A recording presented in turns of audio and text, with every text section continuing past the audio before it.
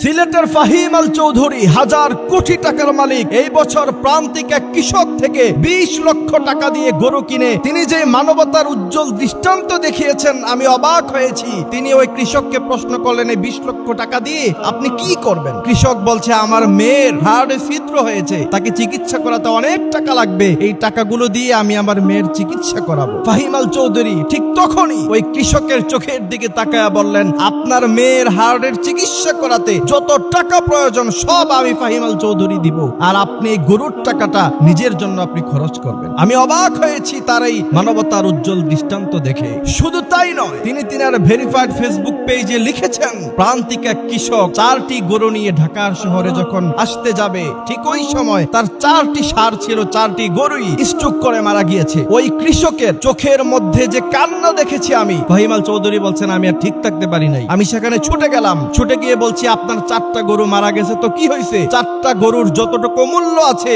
আপনি যত টাকা দিয়ে বিক্রি করতে পারেন আমাকে বলেন, আমি ওই টাকা শোধ করে দিব। তারপরে মৃত 4টা গরুর জীবিত থাকলে যতটুকু মূল্য হতো সেই পরিমাণ মূল্য তিনি কৃষককে দিয়ে দিলেন। তারপর তিনি বলেছেন, আমি এটাতে যতটা আনন্দ পাই, হাজার কোটি টাকার মালিক হয়েও সেই আনন্দ আমার মধ্যে নাই। দেখেন, মায়ের দোয়া থাকলে মানুষ জীবনে কত কিছু করতে পারে। ফাহিম আল চৌধুরী মায়ের দোয়া দিয়ে আজকে শুধু খালি টাকা পয়সা ধন সম্পদের মালিক হয়েছে, বিষয়টা এমন নয়, তিনি মানবতার ফেরিওয়ালা হয়ে উঠেছেন। আজকে কত শিল্পপতি, কত এলিট পার্সন লোকেদের মা বাবারা বৃদ্ধাশ্রমে থাকে, এক টুকরা গরুর গোশত খাওয়াবে ঈদের দিন মাকে, সেই পরিমাণ ইচ্ছা শক্তি তাদের মধ্যে নাই। তারা ফাহিম আল চৌধুরী থেকে শিক্ষা গ্রহণ করে। বাংলাদেশের সমস্ত শিল্পপতিরা, এলিট পার্সনরা যদি গরিবদের জন্য মন থেকে কাজ করতে পারতেন, ফাহিম আল চৌধুরীর মতো মানবতার ফেরিওয়ালা হয়ে উঠতে পারতেন, বাংলাদেশের কৃষকেরা, বাংলাদেশের সাধারণ গরিব মানুষেরা আর ঈদের সময় কষ্টে দিন পার করতে হতো।